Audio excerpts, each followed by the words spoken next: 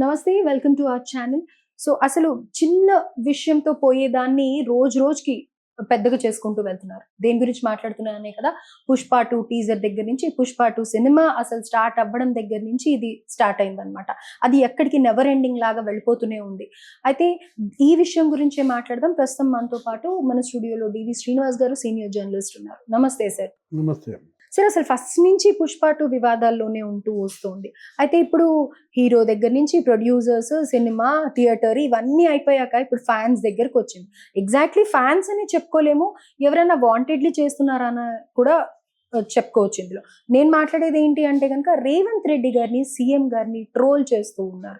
ఏ విషయం మీద అంటే అది టీజర్ లాంచ్ లోనో, సక్సెస్ మీట్ లోనో అల్లు అర్జున్ గారు పేరు మర్చిపోయారు, మన రాష్ట్ర సీఎం పేరే మర్చిపోతాడా, అందుకే జైల్లో వేశారు అనేది ఎక్కువ పబ్లిసిటీ చేస్తున్నారు అని చెప్పేసి ఎవరైతే యాక్టివ్ గా ఈ మెసేజెస్ పెట్టి ఎక్కువ వైరల్ చేస్తున్నారో వాళ్ళ మీద కేసులు పెడుతూ ఉన్నారు పోలీసులు కాదు, ఎవరో దీనికి సంబంధించిన వాళ్ళు ఎవరు పెడుతున్నారు అనేది ఇంకా తెలియలేదు.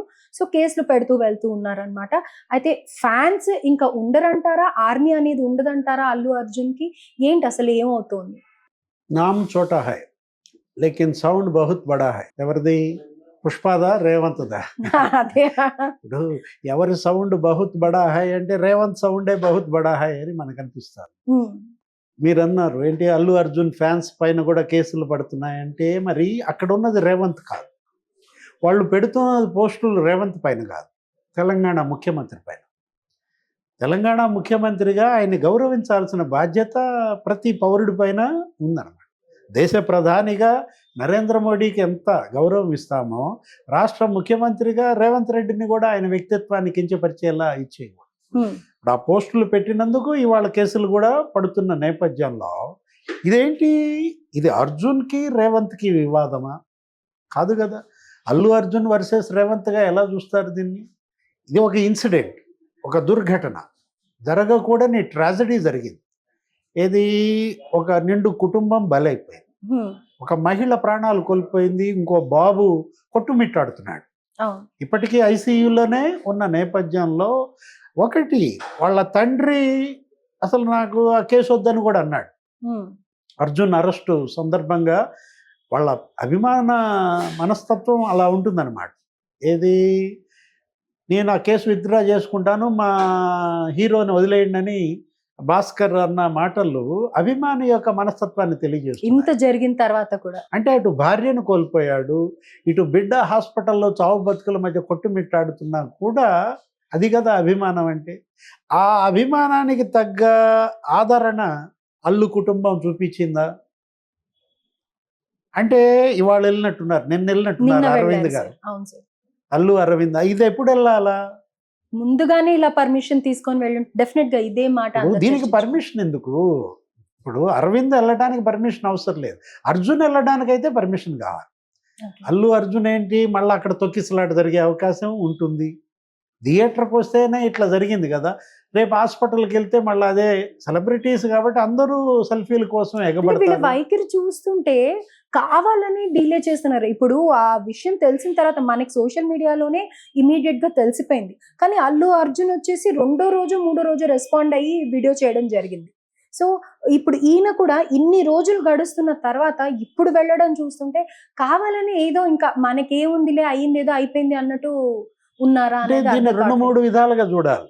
ఒకటి, వాళ్ళు షాక్ గురయ్యారా, వాళ్ళు ఊహించనిది జరిగిందని వాళ్ళు దిగ్భ్రమలో తేరుకోలేకపోయారా, లేదు ఉద్దేశపూర్వకంగా నిర్లక్ష్యం చేశారు. వాళ్ళకి ఎందుకు ఉంటుంది సార్ షాక్ అంతా? అంటే ఇక్కడ ఇష్యూ ఏంటి, నీ బిడ్డను అరెస్ట్ చేసినప్పుడు నువ్వెంత విలవిల్లాడిపోయావు. అసలు కొడుకు పోలీస్ జీపులో కూర్చోకుండా తండ్రే కూర్చోపోయాడు. ఏది? అరవింద్ అర్జున్ కన్నా ముందు ఆయన కూర్చోపోతే వాళ్ళు వద్దన్నారు. అంటే షాక్ అక్కడ ఆ ఫ్యామిలీకి జరిగిన దానికి కాదు, దాని వల్ల వచ్చి వాళ్ళ మీద ఇంపాక్ట్ షాక్ అయ్యారని అనుకోవచ్చు ఇక్కడ. అంటే ఇప్పుడు నీ కొడుకు అరెస్ట్ చేయడానికి పోలీసు వస్తే నువ్వు అసలు అతను జైలుకి వెళ్తే కొన్ని గంటలు జైల్లో ఉండటానికి కూడా వీల్లేదు అన్నట్టుగా నువ్వేంటి రాత్రి 10 దాకా స్టేషన్ దగ్గరే ఉన్నాడు, ఇక కుదరదు, టెక్నికల్గా ఇంకా రేపొద్దునే వదులుతారన్న తెలిసిన తర్వాత క్యాబ్ మాట్లాడుకుని వెళ్ళిపోయాడని మనం మీడియాలో చూసాం అల్లు అరవింద్. అంటే నీ కొడుకు అరెస్ట్ అయితేనే నీ తండ్రి హృదయం అంత విలవిల్లాడింది.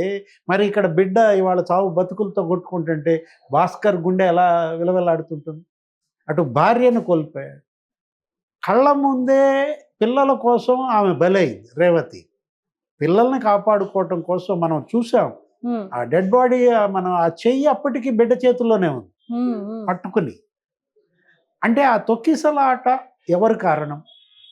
మొన్న రేవంత్ రెడ్డి ఢిల్లీలో కూడా మాట్లాడింది అదే కదా. ఉద్దేశపూర్వకంగా తొక్కిసలాటకి అల్లు అర్జున్ కారకుడయ్యాడు. మేము వద్దు వద్దు అన్నా కూడా వచ్చాడు. నిన్న ఆయన వెళ్ళాడు ఆనంద్ సిపి ఎక్కడికి, సంధ్యా థియేటర్కి వెళ్ళి ఆ థియేటర్ అతను పరిశీలించి లైసెన్స్ క్యాన్సిల్ చేయమని అన్న దీంట్లో 40 ఏళ్లుగా ఉన్న థియేటర్ ఇవాళ లైసెన్స్ ఎందుకు క్యాన్సిల్ అవుతుంది? ఎవరి వల్ల క్యాన్సిల్ అవుతుంది? ఏ తప్పిదం వల్ల క్యాన్సిల్ అవుతుంది? హైదరాబాద్లో సంధ్యా థియేటర్ అంటే అసలు సినిమాయే సంధ్యా థియేటరు, సంధ్యా థియేటరే సినిమా కదా. తను ఏమన్నాడు, నేను 20 సార్లు వెళ్ళాను, 30 సార్లు అక్కడ సినిమా చూశాను, అప్పుడెప్పుడు అది జరగలేదంటాడు. అంటే ఇప్పటికీ కూడా మీలో జరిగిన ట్రాజడీ, ఆ తప్పిదం పట్ల మీరు చూపాల్సిన ఆ కన్సర్న్ చూపకపోవటం ఇక్కడ దురదృష్టకరం. ఎగ్జాక్ట్లీ.